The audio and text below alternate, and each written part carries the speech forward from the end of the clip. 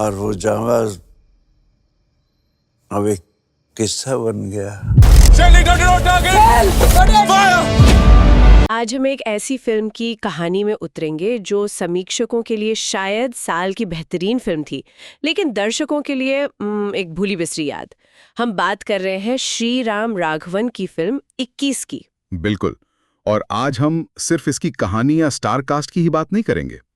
हम इस पहेली को सुलझाने की कोशिश करेंगे कि इतनी मेहनत, इतनी सच्ची कहानी और इतनी तारीफों के बावजूद ये फिल्म बॉक्स ऑफिस पर वो जादू क्यों नहीं चला पाई। हाँ, तो चलिए शुरू से शुरू करते हैं। 21 है क्या? ये 2026 की एक बायोग्राफिकल वॉर ड्रामा है जो भारत के सबसे कम उम्र के परमवीर चक्र विजेता सेकंड लेफ्टिनेंट अरुण खेत्रपाल की जिंदगी पर आधारित है। 21 साल की उम्र में वो शहीद हुए थे और इसलिए फिल्म का नाम 21 है। लेकिन ये कोई आम वॉर फिल्म नहीं है। मतलब श्री राम राघवन की फिल्म है तो कहानी में कोई ट्विस्ट तो होना ही था। हाँ, ये तो है। और यहाँ ट्विस्ट है इसका स्ट्रक्चर। फिल्म एक साथ दो अलग अलग समय में चलती है। अच्छा। 1971 जब युद्ध हो रहा था, हाँ। और 2001 यानी युद्ध के लगभग 30 साल बाद। ठीक है, तो पहले 1971 की बात करते हैं। इस हिस्से में हम अरुण खेत्रपाल की जिंदगी देखते हैं। हाँ। एक नौजवान लड़के का ऑफिसर बनना, उनकी ट्रेनिंग, किरण कोचर से उनकी लव स्टोरी, और फिर 3 दिसंबर 1971 को बसंतर की लड़ाई में उनका उतरना, जहां उन्होंने 14 पाकिस्तानी पैटर्न टैंकों का सामना किया और अपनी जान दे दी। एक तरह से एक क्लासिक हीरो की कहानी। सही कहा, एक क्लासिक हीरो की कहानी। लेकिन फिल्म का जो दिल है ना, हाँ। वो बसता है 2001 वाली टाइमलाइन में। अच्छा। यहाँ कहानी अरुण के पिता ब्रिगेडियर मदनलाल खेत्रपाल की है, जिन्हें धर्मेंद्र ने निभाया है।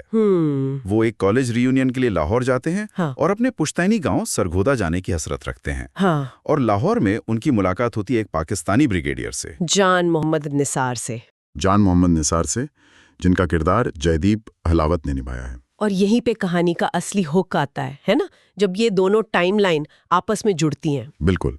फिल्म में धीरे धीरे ये राज खुलता है कि ब्रिगेडियर निसार ही वो पाकिस्तानी टैंक कमांडर थे जिनकी आखिरी गोली से अरुण खेत्रपाल का टैंक तबाह हुआ था। अरे, और वो शहीद हुए थे। सोचिए उस सीन के बारे में। एक पिता उस शख्स के सामने बैठा है जो कहीं ना कहीं उसके बेटे की मौत के लिए जिम्मेदार है। ये मुलाकात ही फिल्म का भावनात्मक केंद्र है। ये इसे नारों और देशभक्ति के शोर से निकालकर युद्ध के मानवीय पहलू पर ले आती है। लेकिन क्या ये जो दोहरा नैरेटिव है, मतलब ये दर्शकों के लिए थोड़ा कंफ्यूजिंग नहीं हो गया? हो सकता है कि लोग एक सीधी सादी वॉर हीरो की कहानी देखना चाहते हो। हाँ। और ये थोड़ा आर्ट हाउस जैसा ट्रीटमेंट उन्हें शायद पसंद ना आया हो। दीप अहलावत का किरदार एक असल शख्स ब्रिगेडियर ख्वाजा मोहम्मद नसीर पर आधारित है। उन्होंने असल जिंदगी में अरुण के पिता को संपर्क किया था और ये माना था कि बसंतर की लड़ाई में आखिरी गोली उन्होंने ही चलाई थी। अच्छा, तो ये असल में हुआ था। हाँ, ये सच है। और इस एक सच की वजह से फिल्म की कहानी सीधे दिल में उतर जाती है। और इस कहानी को पर्दे पर उतारने वाले चेहरे भी कुछ कम दमदार नहीं थे। हाँ, अगस्त्य नंदा की ये पहली फिल्म थी और उनके सामने थे धर्मेंद्र जैसे दिग्गज। और ये कास्टिंग भी फिल्म के सफर का एक अहम हिस्सा है। आपको पता है 2019 में जब ये फिल्म अनाउंस हुई थी तो अरुण खेत्रपाल के रोल के लिए वरुण धवन को चुना गया था। हाँ, मैंने भी सुना था। लेकिन फिर कोविड आ गया, देरी हुई और आखिरकार ये रोल अगस्त्य नंदा के पास गया। और उन्होंने तैयारी भी जबरदस्त की। यही तो बात है, अगस्त्य ने इस किरदार को सिर्फ निभाया नहीं, जिया है। सूत्रों के मुताबिक उन्होंने 2 से 3 साल तक 2-3 साल? हाँ, 2-3 साल तक भारतीय सेना और पूना हॉर्स रेजिमेंट के जवानों के साथ वक्त गुजारा, कड़ी ट्रेनिंग ली। वाह। वो पुणे में नेशनल डिफेंस एकेडमी भी गए और फिर औरंगाबाद जाकर असली टैंक चलाने की ट्रेनिंग भी ली। ये तैयारी पर्दे पर साफ दिखती है। मुझे टैंक वाली बात पर तो यकीन ही नहीं हो रहा। मतलब आज के VFX के जमाने में कौन जीरो से असली चलने वाले टैंक बनाता है? ये तो पागलपन लगता है। बिल्कुल, और यही श्रीराम राघवन का स्टाइल है। वो बनावटीपन से दूर भागते हैं। फिल्म की कहानी 1971 के सेंचुरियन टैंकों के इर्द गिर्द घूमती है जो अब सिर्फ म्यूजियम में मिलते हैं। तो टीम ने क्या किया? उन्होंने 3 असली काम करने वाले सेंचुरियन टैंक बनाए। हर टैंक का वजन 4 से 5 टन था। क्या आप बात कर रहे हैं?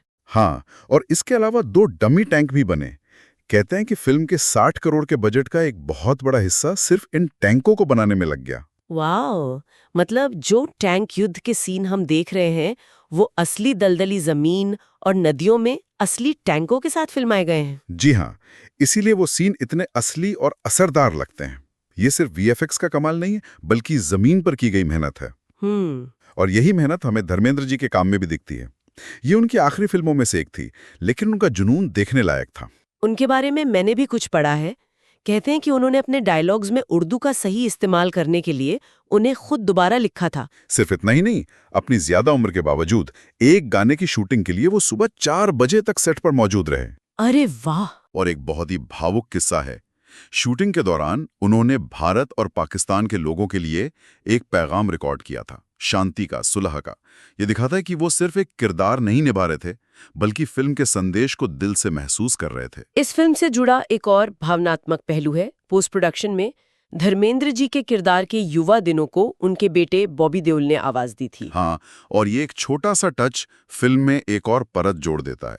ये श्रीराम राघवन की पहली फिल्म थी जिसमें इतने बड़े पैमाने पर वीएफएक्स का इस्तेमाल हुआ, लेकिन उन्होंने कोशिश की कि टेक्नोलॉजी कहानी की आत्मा पर हावी ना हो जाए। सही बात है।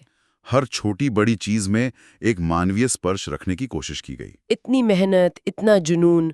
तो जब ये फिल्म रिलीज होने वाली थी, माहौल कैसा था? रिलीज की तारीख भी तो कई बार बदली थी। हाँ, पहले अक्टूबर 2025, फिर क्रिसमस 2025 और आखिरी में 1 जनवरी 2026 को फिल्म रिलीज हुई। दिलचस्प बात यह है कि एक सूत्र के मुताबिक आखिरी बार तारीख बदलने की वजह ज्योतिषीय सलाह थी, जैसा कि अगस्त्य के नाना अमिताभ बच्चन ने इशारा किया था। खैर, वजह जो भी हो, फिल्म आखिरकार सिनेमाघरों में पहुंची और आलोचकों ने तो इसे सराखों पर बिठा लिया। अरे पूरी तरह से। लगभग हर बड़े समीक्षक ने इसकी तारीफों के पुल बांध दिए। इसे एक मार्मिक एंटी वॉर महाकाव्य कहा गया। एक ने लिखा कि ये फिल्म तमाशे से ज्यादा आत्मा को महत्व देती है। एक और समीक्षा में कहा गया कि ये शांति और सहानुभूति की एक दुर्लभ अपील करती है। इसकी तुलना धुरंधर से भी हुई थी। हाँ, और कहा गया कि जहां धुरंधर एक्शन और नारों पर जोर देती है, वहीं 21 वर्दी के पीछे के इंसान को देखने की बात करती है। तो फिर सवाल वही है, जब तारीफें इतनी थीं, कहानी में इतना दम था, परफॉर्मेंस इतनी अच्छी थी, तो बॉक्स ऑफिस पर कहानी कुछ और ही क्यों थी? यही तो सबसे बड़ा विरोधाभास है। फिल्म की आत्मा ने आलोचकों का दिल जीत लिया, लेकिन इसकी धीमी गति और गंभीर विषय शायद आम दर्शकों को थिएटर तक नहीं खींच पाए। कितना कलेक्शन था? लगभग 60 करोड़ के बजट में बनी फिल्म ने मुश्किल से 35-36 करोड़ का ही बिजनेस किया। इसे व्यावसायिक रूप से असफल माना गया। इसकी एक बड़ी वजह धुरंधर से सीधी टक्कर भी तो थी।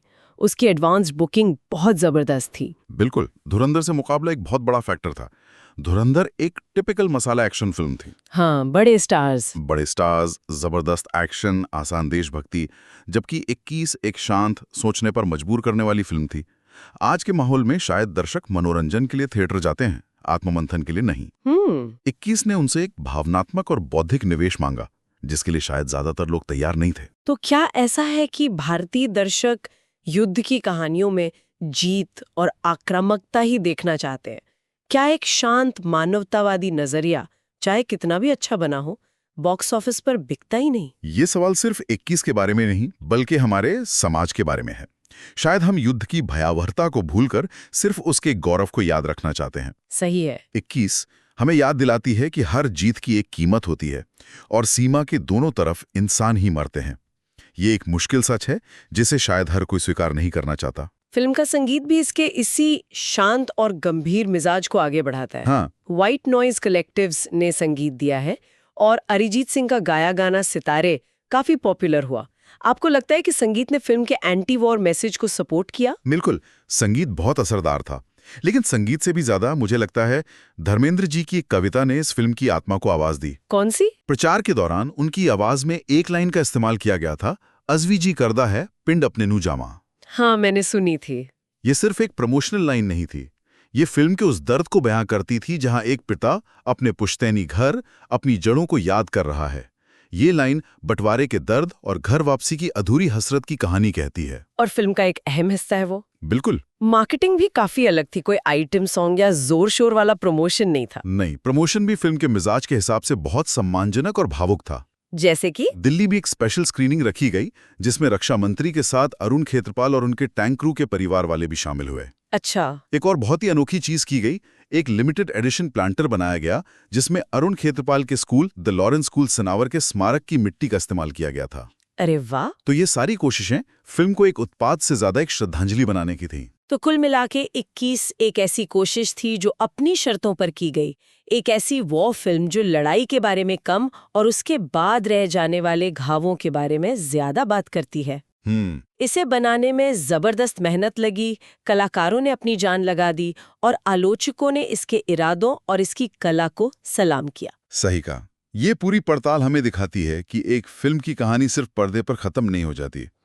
उसकी बनने का सफर, उसकी असली प्रेरणाएं और उसे दुनिया कैसे देखती है, ये सब उस कहानी का हिस्सा है। 21 की आलोचनात्मक सफलता और व्यावसायिक विफलता, ये अपने आप में एक पूरी कहानी है। हाँ, ये हमें सोचने पर मजबूर करती है कि आखिर एक अच्छी फिल्म की परिभाषा क्या है। क्या वो जो समीक्षकों को पसंद आए या वो जो करोड़ों कमाए? और शायद दोनों के बीच का ये फासला ही हमें आज के सिनेमा और समाज के बारे में बहुत कुछ बताता है। और यही हम आज की चर्चा को एक आखिरी विचार के साथ छोड़ते हैं। आलोचकों ने 21 के युद्ध विरोधी और मानवतावादी संदेश की बहुत सराहना की, खासकर आज के दौर में जहां सिनेमा में अक्सर आक्रामक राष्ट्रवाद का बोलबाला है। बिल्कुल। लेकिन बॉक्स ऑफिस पर इसकी नाकामी एक बहुत बड़ा सवाल खड़ा करती है। एक समाज के तौर पर हम नायकों की कौन सी कहानियां सुनने और अपनाने के लिए वाकई में तैयार हैं? सिर्फ जीत की या सुलह की भी?